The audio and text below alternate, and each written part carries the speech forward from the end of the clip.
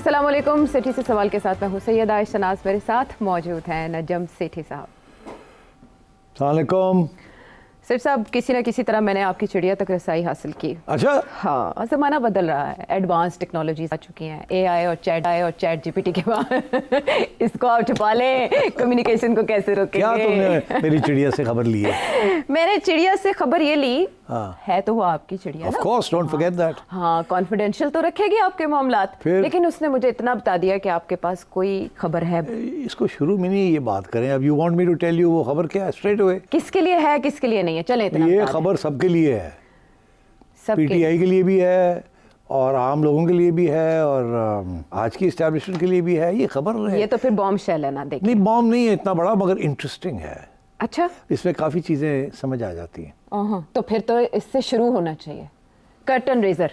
Curtain raiser? हाँ। अच्छा, चलो फिर शुरू करो। इसका मतलब मेरी सवाल ये है कि तुम पूछोगी क्या, डायरेक्ट सवाल आएगा तो उसका जवाब मिलेगा, अदरवाइज इधर उधर की तुम घूमोगी तो मैं नहीं दूंगा। अच्छा, उसमें ऐसा है कि पाकिस्तान तहरीक इंसाफ व्हाइट हाउस को अपना हमनवा बनाने में कामयाब हो चुकी है। कुछ लोग आ रहे हैं पाकिस्तान, एस्टैब्लिशमेंट से कोई बड़ी मीटिंग्स होने जा रही हैं। ओके, सूंघ लिया तुमने।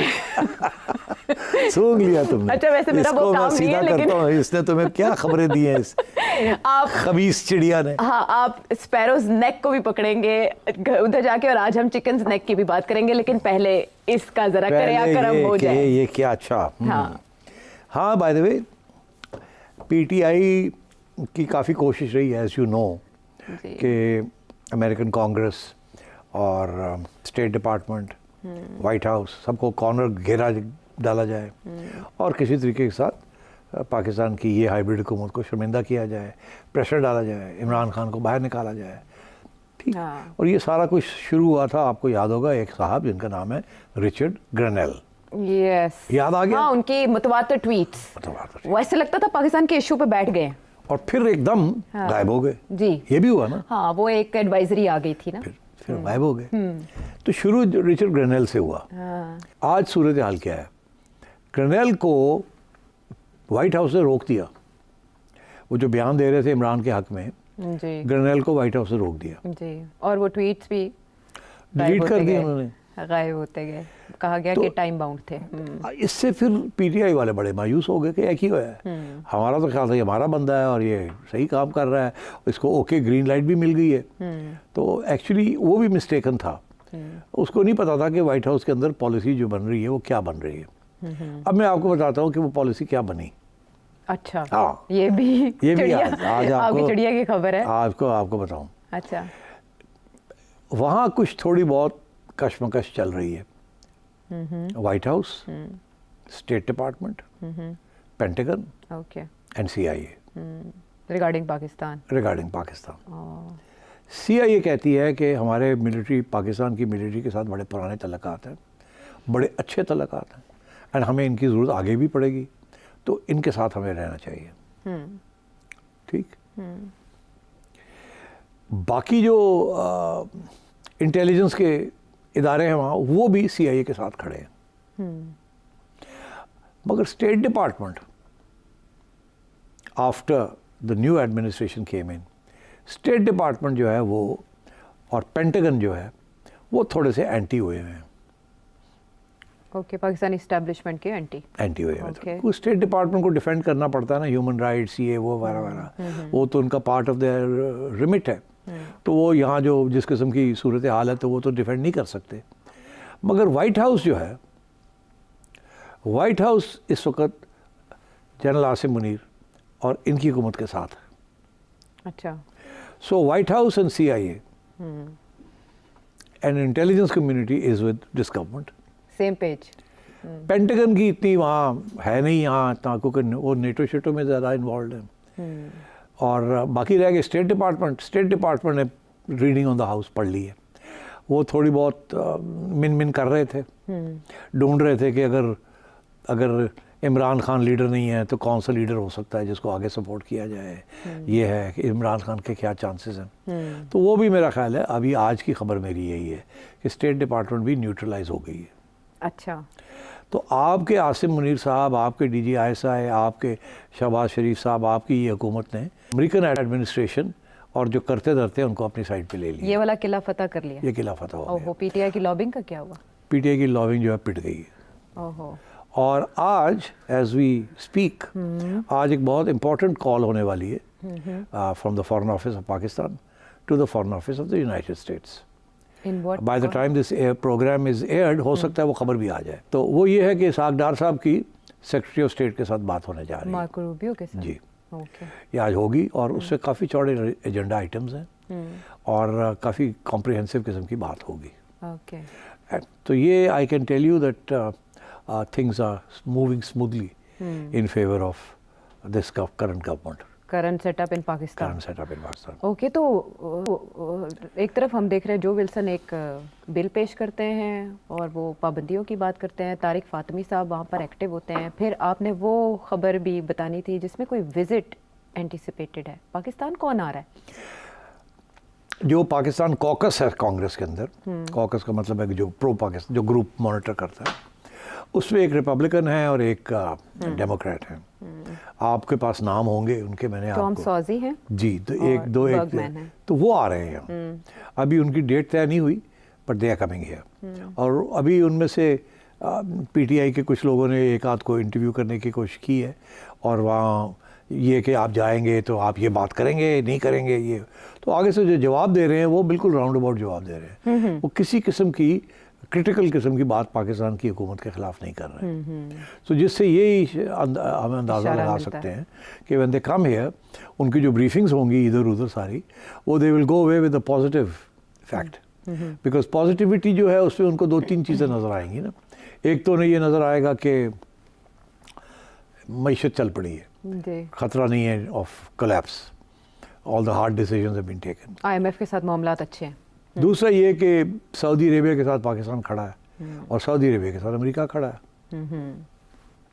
तीसरी चीज़ ये कि यहाँ तसल्ली दे दी जाएगी कि वो जो खान साहब चले गए थे ना रूस को मिलने, फिर पुतिन को मिलने, वो एक वन ऑफ ही बात थी, ऐसे हमारी कोई नहीं है, रूस के साथ हमारा कुछ नहीं है, किसी फिक्र ही ना करो, हम आपके साथ हैं। तो ये इस किस्म की एश्योरेंसेस उनको मिल जाएंगी and I think the Americans will stay with this government. Okay. So I think PTI की जो ये इम्कान था ना कि इमरान खान के लिए बेल आउट करेंगे, ये करेंगे, वो करेंगे, मेरा ख्याल है वो नहीं होने जा रहा। अच्छा, ये कब तक विजिट?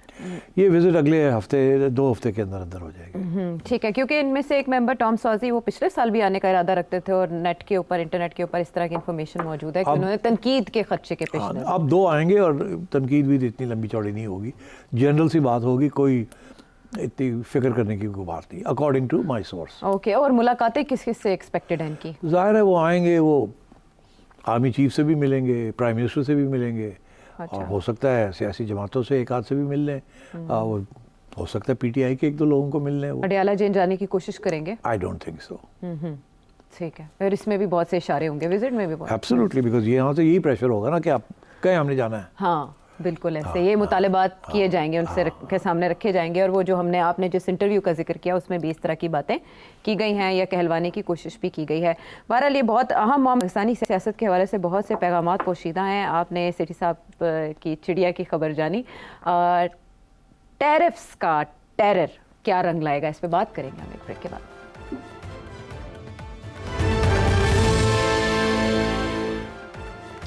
शो में साथ देने का शुक्रिया। अमेरिकन प्रेसिडेंट डोनाल्ड ट्रंप वैसे तो जंगों से अमेरिका को निकाल रहे हैं, लेकिन उन्होंने जो तिजारती और माशी जंग छेड़ी है, अनप्रेसिडेंटेड, इसे सदी का सबसे बड़ा तूफान करार दिया जा रहा है माशी तौर पर। और मुख्तलिफ मालिक ने अपने अपने तौर पर रद्द-ए-अमल दिए हैं, उनमें यूरोपीय यूनियन भी और कनाडा भी, इंडिया भी, चाइना भी, बड़े जवाब आ रहे हैं उनको। लेकिन मुझे आपसे ये जानना है कि क्या ये परमानेंट पॉलिसी होगी ट्रंप इंतजामिया की, या इसे हम नेगोशिएट करने का एक टोटका समझ सकते हैं कि अमेरिका अपनी टर्म्स पे आना चाहता है? देखिए, अगर आप डोनाल्ड ट्रंप को अगर जानते हैं ना, तो मैं एक पेशन गोई करता हूँ। डोनाल्ड ट्रंप जो है वो है डील मेकर। वो लड़ाई नहीं करना चाहता, वो डील्स करना चाहता है, और वो डील के परस्यूट में वो गेम खेलता है। अब कुछ लोग ये कह रहे हैं कि ये जो डोनाल्ड ट्रंप ने किया है, ये इसके साथ तो सारा ग्लोबल इकोनॉमी तब्दील हो जाएगी, अमेरिका फॉरएवर चेंज हो जाएगा, हिस्टोरिक है, इनकलाबी है, काउंटर रेवोल्यूशनरी है, कोलैप्स हो जाएगा सारा, रिसेशन आ हर जाएगा, किस्म की बातें हो रही है, रिसेशन आ जाएगा, ये हाँ, भी कहा जा रहा बड़ी बातें हो रही हैं। तो अब ये मुझे इस बात का एहसास है कि डोनाल्ड ट्रंप इतना बेवकूफ़ तो नहीं है कि अगर एक पूरा कंसेंसस है कि ये जो कदम आपने उठाया है इसके साथ बड़ा नुकसान हो जाएगा दुनिया का भी और आपका भी नुकसान हो जाएगा, तो ये क्यों फिर वो इतना आगे गया है? मेरा ख्याल है Donald Trump likes to play chicken. पता है आपको चिकन क्या होती है? क्या होती है? चिकन ये है ना, वो कहते हैं तो बकरी बन गया, हमारे यहाँ मुहावरा ना बकरी हो गया, हाँ, है ना? हाँ, हाँ, और वहाँ है playing chicken. Okay, playing chicken ये होती है कि पहले पुराने ज़माने में कि जी वो गाड़ियों की रेस होती थी, ठीक, और वो आगे पहाड़ के ऊपर वो चल रही होती थी और आगे क्लिफ होती थी, तो पूरी स्पीड पे दो गाड़ियाँ जा रही हैं, अच्छा, कि पहले किसने ब्रेक लगानी है, ओके, नहीं तो वो गो ओवर द क्लिफ, ओके, तो उसे कहते थे प्लेइंग चिकन, ओके, कि कौन पहले चिकन करके अब मुहावरा है चिकन आउट, ओके, हाँ, यू चिकन आउट, मतलब डर गए हो तुम, अच्छा, कौन पहले डरा है, तो I think he is playing a game of chicken. Okay, अब वो गेम तो बड़ी खतरनाक है, बिकॉज अगर आप नहीं ब्रेक मारते तो you go over the cliff, तो I think he is playing that game. अब उसने इतना मेजर स्टेप ले लिया है और सारी दुनिया के इकोनॉमिस्ट गालियां दे रहे हैं उसको कि कोई इसमें इकोनॉमिक सेंस नहीं है, तो अगर ऐसी बात है तो फिर उसने क्यों किया ये? क्यों किया? कैलकुलेटेड मूव नहीं है क्या? तो फिर ये कैलकुलेटेड मूवी है ना फिर ये, मगर किस किस्म की कैलकुलेशन? हाँ, जिसको कोई और समझ नहीं रहा, या जिसको लोग उधर तवज्जो नहीं दे रहे उस तरफ, क्योंकि इसने इतनी ज़बरदस्त प्रोपेगेंडा किया है कि मैं अमेरिकन आवाम के लिए कर रहा हूँ और मेक अमेरिका ग्रेट अगेन के लिए कर रहा हूँ, कि वो जो रेटरिक है वो सारी फैल गई हर जगह पे, people are taking him very seriously कि यार ऐसा कोई पता नहीं है, इन्हें कर, पहले ये था करेगा नहीं करेगा, कर दिया उसने, लेकिन कर दिया। अब वो सारे भाग रहे हैं कि जी ठीक है फिर हम भी रिटेलिएट करते हैं। अब यही रिटेलिएशन जी, उसको पता था कि ये रिटेलिएट करेंगे, ठीक है ना, वो ऐसे तो नहीं था, उसको पता था कि वो करेंगे, सब ने कह दिया हम करेंगे, उसके बाद पीछे कैसे हटते हो? कनाडा ने कह दिया, इंडिया, सब, everybody is doing it, Europe, so then what's going on? अब मेरी एक अपनी एनालिसिस है, अब दो चीज़ें हो सकती हैं, एक ये कि पीपल टेक हिम सीरियसली और सारे रिटेलिएट करें। रिटेलिएट से मुराद दिया कि तुमने लगाया 25%, हम भी 25% लगाए, तुमने लगाया 10%, हमने भी 10 लगा दिए और ऊपर कर दिया, जिसके साथ अमेरिका का भी नुकसान, जिन लोगों ने लगाया सबका नुकसान है उसमें। ग्लोबल ट्रेड जो है श्रिंक कर जाएगी, श्रिंक करेगी तो जीडीपीज जो हैं हर मुल्क की जो है वो असरअंदाज हो जाएगी। दूसरा ये है कि आपने लगा दी, डोनाल्ड ट्रंप ने चाइना के ऊपर लगा दी, चाइना ने वापस लगा दी आज, ठीक, बिल्कुल। अब क्या होगा? क्या होगा? एक तो ये हो सकता है कि बिहाइंड द सीन्स बातचीत शुरू हो जाए, प्रेशर आ जाए, बिहाइंड द सीन्स बातचीत शुरू हो जाए कि जी चलो आप थोड़ा कम करें ना तो हम भी कम करते हैं, अल्टीमेट तो यही दिखाई तो देता। फिर थोड़ा सा गुंजाइश इधर से निकलेगी, थोड़ी सी गुंजाइश इधर से निकलेगी, निकलती निकलती निकलती निकलती कुछ अमेरिका के लिए थोड़ा सा फ़ायदा हो जाएगा और बाकी चीज़ें ठीक हो जाएंगी। सो इट इज़ पॉसिबल कि ये नेगोशिएशन के लिए ये चिकन खेली जा रही है, ओके, कि कौन पहले पीछे हटता है, तो फिर आर्ट ऑफ डील ही हो गया ना ये तो आर्ट ऑफ डील। अच्छा, ये बड़ी ख़तरनाक डील है, ये सारी ग्लोब को ले बैठेगी। शेकन। अच्छा, तो एक तो ये मैं समझता हूँ कि इट्स दिस, अगर ऐसे नहीं है तो फिर तो इट्स अ डिज़ास्टर। अगर बाकी लोग पीछे नहीं हटते और डील्स, तो फिर तो ये चीज़ रह जाएगी, फिर डोनाल्ड ट्रंप भी पीछे नहीं हट सकेगा, फिर ये बहुत बड़ा एक रिसेशन आएगी और कीमतें बढ़ जाएंगी हर जगह पे, ठीक, और अनएम्प्लॉयमेंट बढ़ेगी, और जो मकसद जिसके लिए डोनाल्ड ट्रंप ने ये किया है वो पूरा नहीं होगा। डोनाल्ड ट्रंप ने ये किया है कि जी हम टैरिफ लगाएंगे, गाड़ियाँ जो कनाडा से आती हैं वो महंगी हो जाएंगी, 25% 30% जितना टैरिफ लगा दिया है, जब वो महंगी हो जाएंगी, ये जो स्पेयर पार्ट्स आते हैं वो महंगे हो जाएंगे, अमेरिका के अंदर कैनेडियन गाड़ियाँ वो महंगी होनी शुरू हो जाएंगी, जो अमेरिकन गाड़ियाँ हैं जो कि वहीं से बनती हैं वो रिलेटिवली वो सस्ती रहेंगी, तो अमेरिकन ऑटोमोबाइल इंडस्ट्री को फ़ायदा हो जाएगा, इनकी गाड़ियाँ बिकनी शुरू हो जाएंगी। ये फ़लसफ़ा है इसके पीछे कि हम अपने गाड़ियाँ और अपने गुड्स को हम करेंगे। मगर अगर जो सारी जो अमेरिका की एक्सपोर्ट है, सिर्फ होम मार्केट तो नहीं है, जो सारी अमेरिका की जो एक्सपोर्ट है वो एक्सपोर्ट जो है that too will be affected, because China ने लगा देगा टैरिफ्स, फिर अमेरिका के एक्सपोर्ट्स कम हो जाएंगे। तो मेरा ख्याल है कि इसके अंदर अभी आप देखिए गेम चलनी है थोड़ी देर, ठीक है। और ये हो सकता है कि अगले 2-3 महीने ये कंट्रैक्शन हो, हर जगह से काउंटर रिटेलिएशन हो, फिर उसके बाद नेगोशिएशन शुरू हो जाए। मैं एग्जांपल देता हूँ, इंडिया के अंदर अभी बातचीत शुरू हो गई है। वो कह रहे हैं नरेंद्र मोदी को, एडवाइज़र्स के, सबसे बिफोर ये इम्प्लीमेंटेशन शुरू हो जाए आप पहले ही रिड्यूस कर दें अपने।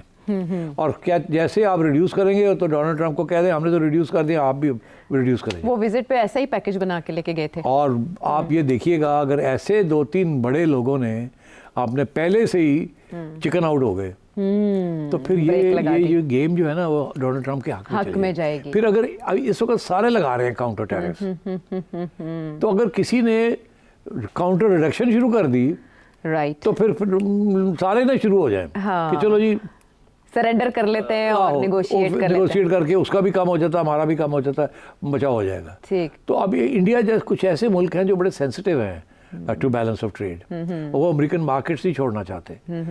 तो इसलिए इट्स पॉसिबल कि some big countries might turn around and say कि जी हम पहले से रिड्यूस कर देते हैं, आप हमारे ऊपर ना लगाएं, हम रिड्यूस कर रहे हैं, क्योंकि रेसिप्रोकल टैरिफ्स है ना कि आपने तो लगाया हमने तो तो अगर हम फिर करते हैं पीछे हटते तो आप भी पीछे हट जाए। तो ये मैं समझता हूँ कि पहला राउंड में जो आप आज देख रही हैं कि चल रहा है सारा कुछ, एक दूसरे के ऊपर लगा रहे हैं, मगर सेकेंड राउंड एक आएगा मेरा ख्याल है जिसमें आपको खबरें आनी शुरू होंगी कि फलाने पहुँच गए हैं, फलाने ने अनाउंस कर दिया हम रिड्यूस कर रहे हैं, नेगोशिएशन शुरू हो गई हैं एंड सो ऑन।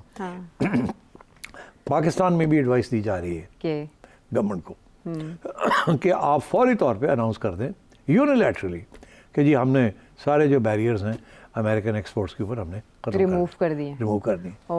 बिकॉज देखिए हमारा बहुत नुकसान हो जाएगा अगर हम लगाते हैं इसीलिए, और हमें कोई फिक्र नहीं है कि अमेरिकन जो चीज़ें आ रही हैं यहाँ, कोई it's not a big thing, trade balance हमारे हक में है। तो ये ऐन मुमकिन है कि आप अपने barriers on American goods reduce कर दें। वो पहले ही थोड़े आते हैं और वो भी बड़े इस किस्म के गुड्स हैं जो जिसके बगैर काम नहीं चलता, वो नेसेसरी कमोडिटीज़ हैं। कुछ स्पेशलाइज्ड इलेक्ट्रॉनिक इक्विपमेंट है, कोई मशीनरी है जिसके बगैर काम नहीं चलता। तो वो अगर 20% महंगी भी हो जाएगी ना तो इट डजंट मैटर, यहाँ लोग फिर भी मंगवा लेंगे।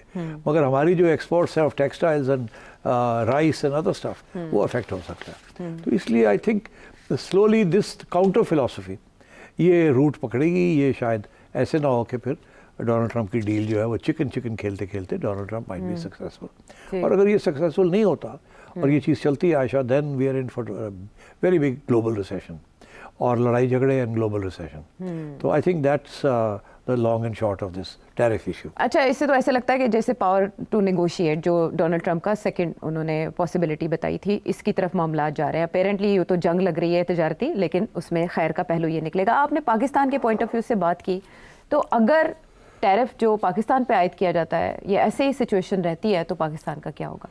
देखिए इस वक्त बेशतर लोग जो हैं वो यहाँ ये कह रहे हैं कि हमारे एक्सपोर्ट्स कम हो जाएंगे टू अमेरिका, क्योंकि हमारी एक्सपोर्ट्स महंगी हो जाएंगी और महंगी हो जाएंगी। अभी हम इंपोर्ट्स की तो बात नहीं कर रहे, हम तो एक्सपोर्ट्स की बात कर रहे हैं। और आपकी इस वक्त कोई मेरा ख्याल $6 अरब के करीब आपकी एक्सपोर्ट है यूएस, 6-7 हाँ अबाउट 6। तो क्या उसमें वो कम हो जाएगी? कितनी कम होगी? तो अच्छा, मेरा जो मौक़िफ़ है वो थोड़ा फ़र्क है। आप देखिए हम ज़्यादातर हमारी एक्सपोर्ट किस चीज़ की है? टेक्सटाइल्स, फूड आइटम्स, हाँ, furniture, surgical, sports goods specially. This is very, ये मोटी मोटी 4-5 चीज़ें हैं जो हम एक्सपोर्ट करते हैं। टेक्सटाइल्स के अंदर यान भी है, कैटेगरीज है। मगर आप जो एक्सपोर्ट करते हैं वहाँ वो महंगा तो हो जाएगा, मगर महंगा तो हो कि अमेरिका को चीज़ें तो वो अभी भी वो चाहिए होंगी ना जी, ऐसे ही है ना।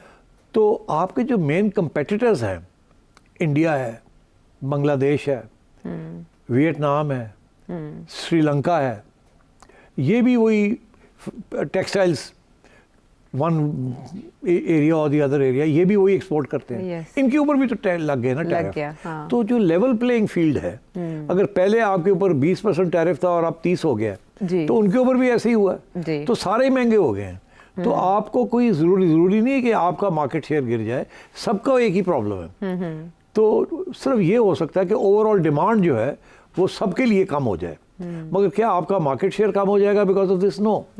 यहाँ फिक्र ये है कि हमारे ऊपर 29-30% लगा दिया है और इंडिया के ऊपर 26% है। ऐसे ही है ना? तो वो जो 3-4% का है वो बड़ा शोर पड़ा हुआ है कि इंडिया को फ़ायदा हो गया and so on and so fourth. तो ये तो नेगोशिएट कर सकते हैं, जैसे मैंने फार्मूला बताया। आज आप रिड्यूस कर दें अपने tariffs on American motorcycles and American Harley Davidsons and American cars, तो अब आपका मसला हल हो जाएगा। तो मैं ये समझता हूँ कोई ख़ास फ़र्क पाकिस्तान को नहीं पड़ेगा in terms of market share of items in export to America. Of course अगर अमेरिका के अंदर परचेजिंग पावर कम हो जाती है, क्योंकि वहाँ हर चीज़ 25% महंगी हो जाएगी, तो फिर उसके बाद फिर ज़ाहिर डिमांड कम हो जाएगी, तो फिर तो ज़ाहिर है सबको फ़र्क पड़ेगा। मगर I don't think we need to worry too much. I think इस पर काफ़ी अब लचक आएगी आगे, आप देखिएगा पॉलिसी में। आई थिंक अमेरिकन पॉलिसी में भी लचक आएगा उधर, बिकॉज बड़ी जल्दी वहाँ एहसास होना शुरू हो जाएगा कि it's better to negotiate and say कि देखें हमने कम करवा लिया instead of getting into this tariff war. Offers भी हो सकता है दी जाए। WTO का इसमें किरदार कहाँ रहेगा? WTO बेचारा टुथलेस है, वो सिर्फ WTO बनाया गया था हम जैसे मुल्कों के लिए, उनको प्रेशर डालने के लिए कि आप टैरिफ लो रखें ताकि यूरोपियन और अमेरिकन और जापानीज़ गुड्स आसानी से बिक सकें यहाँ। इसीलिए तो उनकी ट्रेड सरप्लसेस हैं और हमारे ट्रेड नेगेटिविटी है। तो मगर WTO कुछ नहीं कर सकता। अच्छा, चाइना की तरफ से टैरिफ्स के जवाबी टैरिफ्स आयद करने के अलावा कुछ कंपनीज़ को, अमेरिकन कंपनीज़ को अनरिलायबल एंटिटीज़ भी करार दिया गया है। और मीनवाइल जो दुनिया में एक इम्प्रेशन अमेरिका का आ रहा है वो ट्रस्टवर्दी नहीं रहा कि अमेरिका के ऊपर एतबार नहीं किया जा सकता। क्या दुनिया के ममालिक इस मूव के बाद ऑल्टरनेट मंडियाँ ढूंढेंगे, मार्केट्स ढूंढेंगे जिनमें चाइना है, इंडिया है? चाइना तो ऑलरेडी कह रहा है ना कि we will find other markets. जी, ये तो करेगा चाइना, बाकी मुल्क इतना नहीं कर सकते। जैसे जब कैपेसिटी उनकी गिरेगी it will not be easy for them to find markets, because उनको American market is a rich market. कितनी दुनिया की मार्केट्स हैं जो rich, Europeans will be affected and others will be affected. जो मार्केट यूरोप अमेरिका की है वो दुनिया एक तरफ अमेरिका और बाकी तरफ सारी दुनिया है। तो इसलिए I think America is important for everyone and Donald Trump is playing chicken. And अगर ये ना हो कि चिकन उधर गले फंस जाए वो अलग बात है, मगर ये है कि अगर वो कामयाब हो गया तो it will be a very big diplomatic coup. Brave और बोल्ड मूव है जिसमें बहुत से रिस्क इन्वॉल्व हैं। बार बार चिकन का तस्करा हो रहा है तो चिकन्स नेक को भी याद कर लेंगे कि इसकी क्या है या ये बात क्यों आलमी मंजरनामे पर डिस्कस की जा रही है।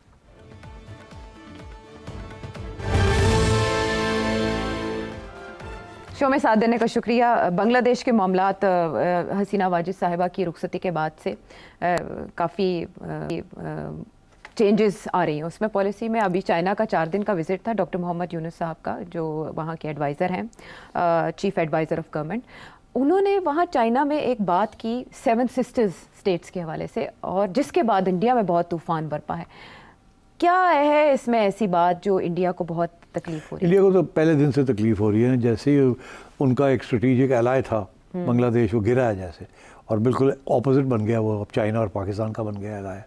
तो इंडिया तो कहते हैं कन्वल्शंस में है, बहुत तकलीफ हो रही है, मरोड़ उठ रहे हैं, बहुत ज़्यादा तकलीफ हो रही है कि ये हुआ क्या है। हाँ। और वहाँ बहुत से सवाल किए जा रहे हैं कि हमें पता भी नहीं चला और ये हो गया है, हसीना उड़ गई। हाँ। और उसके बाद प्रो पाकिस्तान पार्टी आ गई है और वो अब प्रो चाइना भी बन गई है और चाइना से अब वो इन्वेस्टमेंट्स भी ले रही है। तो चाइना का तो बिल्कुल बहुत बड़ा स्टेक बनने जा रहा है बांग्लादेश में। और बांग्लादेश जो है वो अब आंखें दिखानी शुरू कर दी हैं, उससे उकसाना शुरू कर दिया है उस 7 सिस्टर्स को। हाँ। और कह रहा है कि ये we are the Bay of Bengal, हम गेटवे हैं टू द 7 सिस्टर्स। उनको उकसा रहे हैं। हाँ। कि आप बगावत करें, आइडिया दे रहे हैं। हाँ, आइडिया दे रहे हैं। तो ये अब इस किस्म के आइडियाज़ जो है ना वो इंडियंस जो है वो यहाँ बलोचों को दे रहे हैं और TTP को दे रहे हैं। उधर बांग्लादेश में से शुरू हो गया है ये काउंटर। हाँ। तो जाहिर है इसके पीछे, तो जाहिर है आप पाकिस्तान तो नहीं है ना? नहीं, मतलब है कि इंडिया तो यही समझता ना कि इसके पीछे भी पाकिस्तान ने गन डाल दिया। तो अब बात यह है कि बांग्लादेश ने भी तो नए एलाइज लेने हैं ना, और बांग्लादेश में जो माहौल बना हुआ है वो भी एंटी इंडिया बन गया ना। ये नहीं है कि यूनुस जो है ये कर रहा है खुद, वो देख रहा है कि सारा बांग्लादेश की नई जनरेशन जो है they hate Indian hegemony. India ने भी वही फजूल हरकत की है जो इस किस्म की हरकत पाकिस्तान ने की थी। पाकिस्तान ने अफ़गानिस्तान के अंदर पाकिस्तानी हेजमनी क्रिएट करने की कोशिश की कि ये हमारी पपेट रेजिम, हमारा ये इलाका है। उससे रिवोल्ट हो गए वहाँ सारे नेशनलिस्ट रिवोल्ट की ये होते कौन है, we are a proud nation country, हमने तो अंग्रेज़ों को नहीं माना, ये कौन होते हैं, पंजाबी आ गए हैं। इसी तरीके के साथ वहाँ भी ये हुआ कि इंडियंस इतनी हर चीज़ में चले गए वहाँ कि वहाँ भी रेजिस्टेंस शुरू होगी कि ये, और फिर ये रिसर्जेंस ऑफ इस्लाम भी है। Jamaat Islami is a very powerful force in Bangladesh, और अभी भी वहाँ क्रैकडाउन बहुत किया था हसीना ने, और उसके बावजूद फांसियाँ दी थी, उसके बावजूद इस वक्त one of the most important forces in Bangladesh is Jamaat Islami, and Jamaat Islami is pro Pakistan. तो पाकिस्तान का तो इन्फ्लुएंस वापस आ गया वहाँ, तो इसलिए इंडिया की तो बड़ी तकलीफ हो रही है। और अब ये जो चाइना के साथ बांग्लादेश का हुआ है, ये तो इसके साथ तो जो कहना फुल सर्कल ही हो गया कि इधर पाकिस्तान है, उधर चाइना, और बीच में बांग्लादेश, और बांग्लादेश जो है खेलना शुरू कर दिया उसने। तो India is very upset and rightly so. मगर ये होता है जब आप गेम्स खेलते हैं ना नेबरहुड में, तो किसी वक्त भी टेबल्स टर्न हो जाते हैं एंड देन सब काम ख़राब हो जाता है। इंडिया के लिए बहुत बड़ी डिफीट है ये। इंडिया ने इस किस्म की डिफीट पहले एक जगह पे हुई है उनको, वो श्रीलंका में हुई है जी। श्रीलंका में भी इंडिया की बहुत बड़ी इन्वॉल्वमेंट थी, वहाँ की सिविल वॉर जो हुई उसमें भी इंडिया की इन्वॉल्वमेंट थी, जिसकी वजह से रिएक्शन में राजीव गांधी मारा गया। रिएक्शन था ना फ्रॉम द तमिल साइड। तो ये इस किस्म की चीज़ें रही हैं वहाँ, और इंडिया भी अपने हाथ जला चुका है श्रीलंका में, इंडिया अपने हाथ जला चुका है बांग्लादेश में। इंडिया जो 7 सिस्टर्स हैं वहाँ भी इस किस्म की पॉलिसीज़ चल रही हैं, इंक्लूडिंग इन नेपाल। इंडिया जो है is not the big brother any more. ये बिग ब्रदर अप्रोच जो होती है ना, वो कहीं ना कहीं फेल हो जाती है।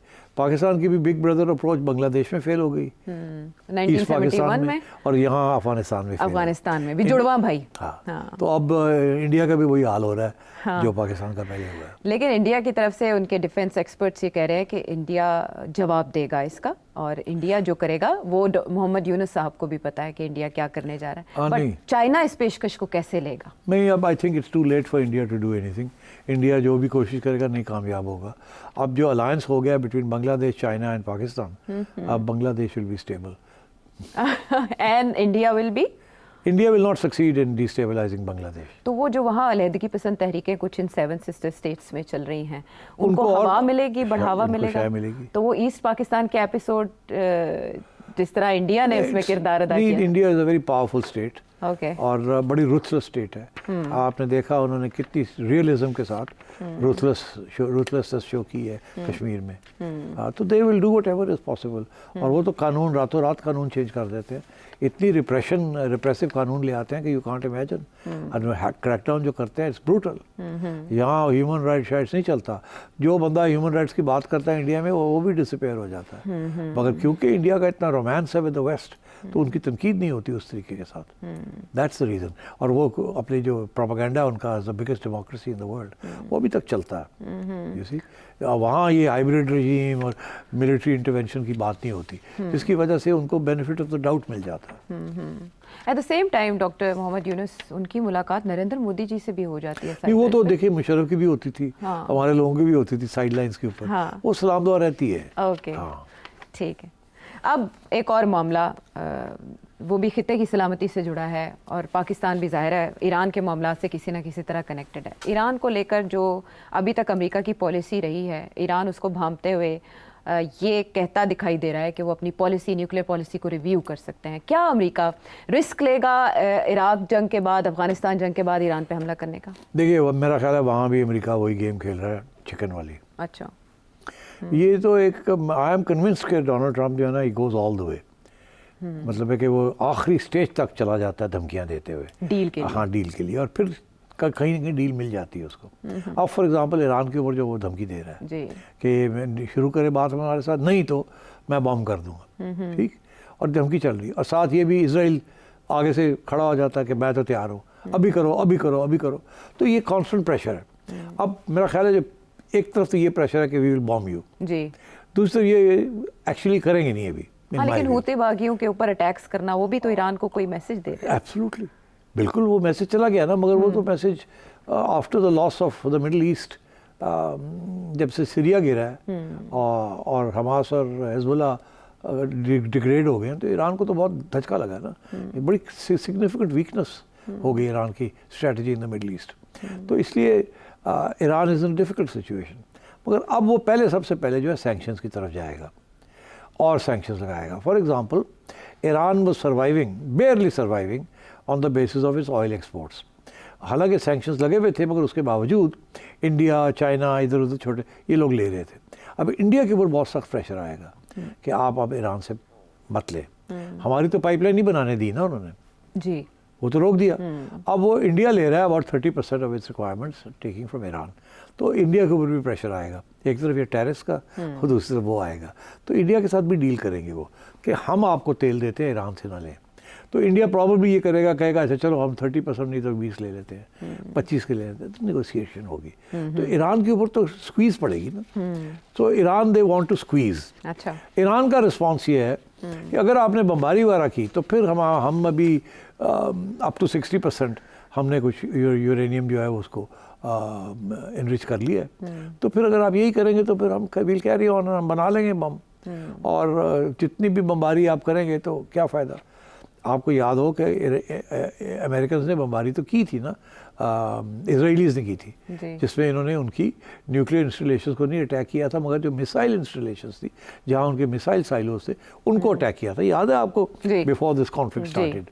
मगर न्यूक्लियर को नहीं किया अभी तक। तो that is the counter threat कि ईरान ये कह रहा है कि अगर वहाँ आप आए तो फिर ठीक है, then we will go for the bomb. अभी तो हमने रिस्ट्रेंट शो की हुई है। तो ये इंटायरली पॉसिबल है कि ये फिर एक नई डील करे ईरान और अमेरिका के दरमियान, ये धमकियां दे दे के और सैंक्शंस लगा के स्क्वीज़ करके।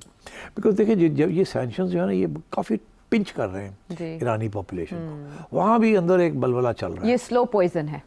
तो you know this is the way big Nations and other Nations negotiate. तो मेरा ख्याल है आई थिंक फर्स्ट स्टेज में बमबारी शारी के मैं नहीं एक्सपेक्ट करता, बट आई थिंक थ्रेट बड़ी रियल रखेगा। इजराइल गरजेगा हर रोज़, अभी हम जा रहे हैं, अभी हम ये हथियार आ गए, ये जहाज़ आ गए, हम इधर से जाएंगे, ये खबरें चलती रहेंगी। मगर क्या वो actually they will go and do it? I think जिस दिन उन्होंने न्यूक्लियर इंस्टॉलेशन को अटैक किया फिर ऑल बेट्स आर ऑफ। फिर ईरान विल गो मैड, जिसे कहते हैं ना, फिर वो MAD, mutually assured destruction, mad in that way. Iran might take that route because after all वो आइडियोलॉजिकल स्टेट है एंड नेशनलिज्म बहुत बड़ी पावरफुल फोर्स। हाँ, मुमकिनात हैं इस मामले के जो वो तो सामने रख दिए सेठी साहब। एक और मामला जिसको लेकर बहुत कयास आराइयाँ चल रही हैं सदर मुमलिकत आसिफ अली जरदारी साहब की सेहत को लेकर। वो बीमार हुए, उसके बाद अस्पताल में दाखिल हुए। आज जुल्फ़िकार अली भुट्टो कायद अवाम शहीद, उनकी बरसी है और इस मौके पर जरदारी साहब के खिताब का इंतज़ार था, लेकिन वो अलील हैं। हकीकत ये है कि जरदारी साहब is fine, I can tell you that. अच्छा, जरदारी साहब इज़ फाइन। आई थिंक थोड़ी बहुत वो रेस्ट तो ज़रूर करेंगे, but I don't think there is any danger to his life. ठीक है, कोरोना ही है और वो उससे सेहतियाब हो जाएंगे। आई थिंक कोई डेंजर नहीं है, he will be fine. He will be fine soon. और फिर जल्दी ही हमें मंजर आम पर नजर आएंगे, क्योंकि सिंध में जो मामला चल रहे हैं उस पर उनका टेक या उनकी स्टेटमेंट्स बहुत अहम है। खुसूसन जब मीटिंग मिनट्स लीक किए गए, आदिल शाह उनके दिफा को आए सामने, और फिर बिलावल भुट्टो जरदारी साहब से भी मंसूब बहुत सी कयास आराइयाँ चल रही हैं। आसिफ अली जरदारी साहब की सेहतियाबी का इंतजार और दुआएं। अगले प्रोग्राम तक के लिए इजाज़त दें। Thank you. Thank you. चलो।